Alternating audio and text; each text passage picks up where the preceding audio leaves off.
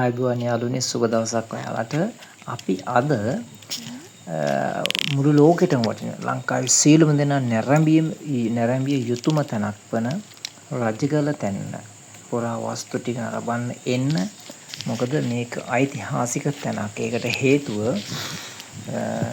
ලංකාවේ එතෙක් මෙතෙක් විහුණු වැඩිම පුරා වස්තු තියෙන තැනක්, ඓතිහාසික සිද්ධස්ථාන තියෙන තැනක්, රහතන් වහන්සේලා වැඩ සිටි තැනක්. ඉතින් මේ ඔයාලා දකින්නේ අපි නගින්න කලින්, කන්ද තරණය කරන්න කලින් ඒ කට්ටිය පොඩි කෞතුකාගාරයක් වගේ හදලා තියෙනවා. මෙතන පොඩි පොඩි දේවල් ටිකක් තියෙනවා. ඉතින් මෙතනින් නගින්න කලින් අපිට එතනින් සම්පූර්ණව දැනුවත් කිරීමක් කරනවා යන විදිහ, ඊට පස්සේ ඒ ස්ථානවල තියෙන දේවල් අපිට මේ පැත්තෙන් පාරවල් දෙකක් තියෙනවා යන්න. එකක් පඩිපෙල් කියන්නේ හදපු පාරක් තියෙනවා. පඩිපෙල් හදලා එහෙම හදපු පාර එක ටිකක් දුරයි. ඒත් එක්කම අනිත් පැත්ත කෙටි පාරක්. ඉතින් ඒක කන්ද නැගගෙන යන්න තියෙන්නේ. ඉතින් අපි ආස කරේ ඒ විදිහට යන්න. ඒක නිසා අපි කන්ද නැගලා ගියා පඩිපෙළ යන්නේ නැතුව, ඒක චුට්ටක් දුරත් එක්ක. ඉතින් මේකේ අපි ටිකක් මහන්සි වෙන්න වෙනවා. නමුත් ඒක හොඳයි නැගලත් එක්ක සහ ඒක සුන්දරත්වය ගන්න බැහැ නැත්නම්. ඒක නිසා අපි මෙතනින් නගින්න තීරණය කළා. ඉතින් ඒ යන අතරතුරේදී බොහොම හොඳයි, සුන්දරයි. ඒකත් එක්ක මේ වීඩියෝ එක මම කෙටි කරනවා. මොකද හේතුව ඒකට සම්පූර්ණම ටික දැම්මොත් විනාඩි 25ක 30ක වගේ වීඩියෝ එකක් වෙන නිසා ඊතුරු වීඩියෝ ටික මම අරගෙන ඉන්නවා ඔයාලට මේකෙන් පස්සේ තවත් වීඩියෝ එකක් විදිහට. මෙතනදී අපිට දැන් දැනුවත් කිරීමක් කරනවා. එතන මහත්මයෙක් ඒ ටිකත් මේකේ තියෙනවා. ඒක නිසා මම ඊගා වීඩියෝ එකේ ඊටු ටික අරන් එන්නම්. අපි මේ වීඩියෝ එක දිගටම යමු. මේක කිලෝමීටරයක් තියෙනවා. ඊට පස්සේ මේ පැත්තෙන් ඔය පාරක් පෙන්නන්නේ අංක 10 ළඟට. ඔව්. මේ පැත්තේ මෙහෙම. ඔව්. ඒක 1.400ක් තියෙනවා. ඒක ඔයාලට දැන් ඔය පාරවල් කැමති එකකින් යන්න පුළුවන්. කැමති එකකින් යන්න පුළුවන්, කැමති එකකින් එන්න පුළුවන්. ගොඩක් දුරට කට්ටිය මේක පාවිච්චි කරනවා මේක ටික ළඟ හින්දා. ඔව්. 400 කඩ නමුත් අරක සංරක්ෂණය කරපු පාරක් පඩිපෙළ හදලා තියෙනවා. මේකේ මුල් ටිකේ පඩිපෙළ තියෙනවා. මුල් 100 මීටර 150ක් අමාරුයි. අමාරුයි කියලා මේ හිතන්න එපා. එතනින් එහාට ප්ලේසි. ඒ මුල් 150 ගියපු ගමන් මෙතනින් එහාට සාමාන්‍යයෙන් ගමන යන්න තියෙනවා. ඊට පස්සේ මේ උඩ ස්මාරක කලාපයක ළඟ අංක ටිකක් තියෙනවා. ඔව්. ওই ටිකක් යන්න තියෙනවා. කොහොම කරත් අංක 10ට යන්න ඕන පළවෙනි ස්මාරකේ බලන්න. ඊට අමතරව අපි මේ ළඟ මෙතන යන ගමන් දැන් හම්බෙයි තව මීටර් 100ක් යනකොට එලිමාන් කෞතුකාගාරය කියලා පොඩි ප්‍රොෆිට් එකක් එතන තියෙනවා. ඊට අමතරව පළවෙනි ස්මාරකේ හම්බෙන්නේ අංක 10යි මිහින්සෑය. ඊට පස්සේ ඔයාලට වෙලා තියෙන අනුව මේ ටික බලලා එන්න පුළුවන්. එහෙම තව වෙලා තියෙනවා නම් අතන මේ තියෙන අංක 18 එහෙම තියෙන්නේ. ඔව්. 18 මොයි අංක 21කින් ළඟින් උඩට ගිහිල්ලා මෙතන මේ ඉලක්කම් ටිකක් තියෙන 33 එහෙම තියෙන 34 ඒ ටික. ඔව්. ඒ ටික කියන්නේ සීතලෙන් කලාපේ. සීතලෙන් කලාපේ. ඒ කියන්නේ වෙලා තියෙනවනේ ඒ ටික බලන්න පුළුවන්. ඒ ටික බලලා මේ පැත්තේ පාරෙන් මෙතෙන්ද බහින්න පුළුවන්. මේ පාර හොයාගන්න බැරුණොත් ආයෙ වෙලා ඉන්න ඕන අංක 15 17 ලාට ආයෙ බහින්න. මේක පොඩ්ඩක් සමහරකට හොයාගන්න අමාරුයි මෙතන. වවුල් වෙන ගාමින් හොයාගන්න අමාරුයි සමහර කට්ටියට.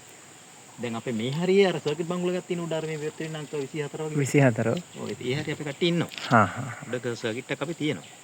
ඒතර වැඩ කරන කවුරු හැමෝත් ඉස්සරහා ගන්න පුළුවන්. අර උඩම තියෙන්නේ මොකක්ද? 36 ඒ අපේ එහෙන් යනවා අපේ සැපයුම් මාර්ගයක් තියෙනවා. කියන වාහනයක් උඩට යන්න පුළුවන් මේ කන්දේ.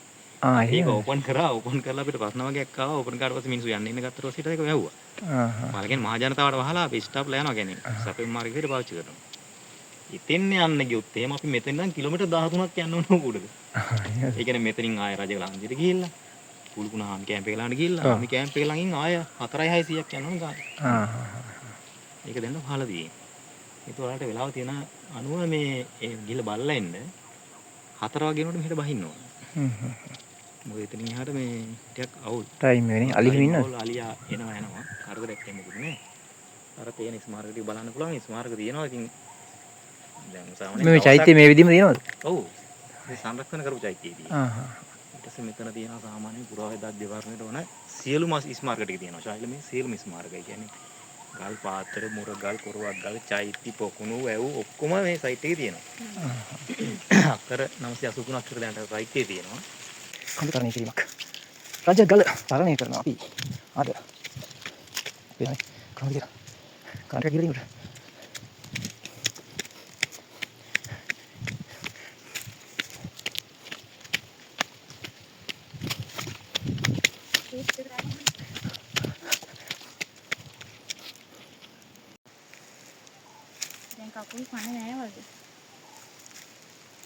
ඔන්චිලි පදිනවා දැක්කද?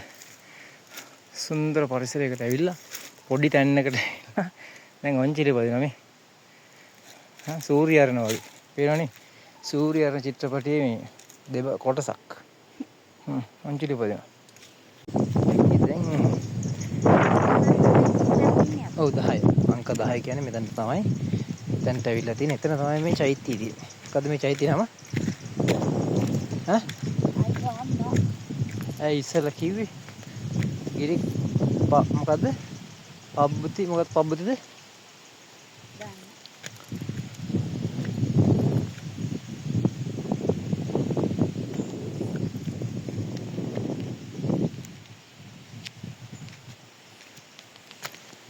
තමයි මේ චෛත්‍යය. අර වැව හින්දිලා හැබැයි දැන්.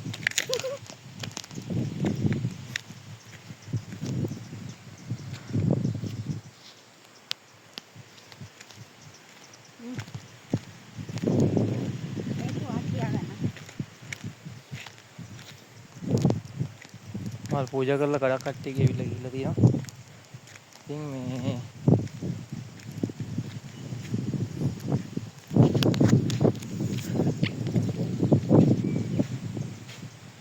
මේ හැම කෙනෙක්ම වගේ මල් පූජා කරලා යන්නේ මෙතනට.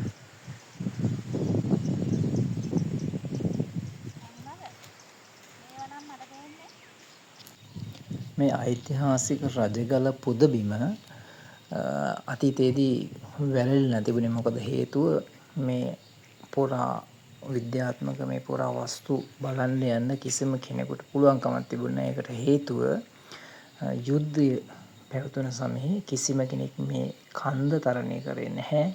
LTT එක ඒ පැත්තේ හිටපු නිසා. ඉතින් ඒක නිසා මිනිස්සු කිසිම කෙනෙක් කන්දට ගියේ නැති නිසා මේ පුරාවස්තු කියන එක සම්පූර්ණයෙන්ම වැළලීලා යට ගිහිල්ලා තිබුණේ.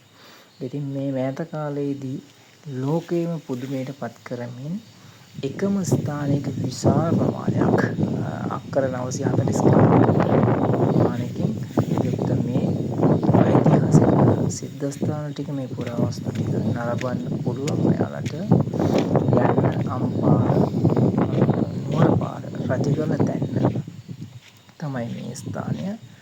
මේව ලෝකෙටම බෙදාගෙන ඉන්න ඕන තියෙනවා අපිත් ගියා ගොඩක් වටිනා ඓතිහාසික තැනක්. මං හිතන්නේ ලංකාවේ වෙන කිසිම තැනක මේ තරම් පුරාවස්තු නැහැ. ඉතින් මේ වීඩියෝ එක දිග වෙන නිසා මම ඊටු ටික තවත් වීඩියෝ එකකින් අරගෙන එන්නම්.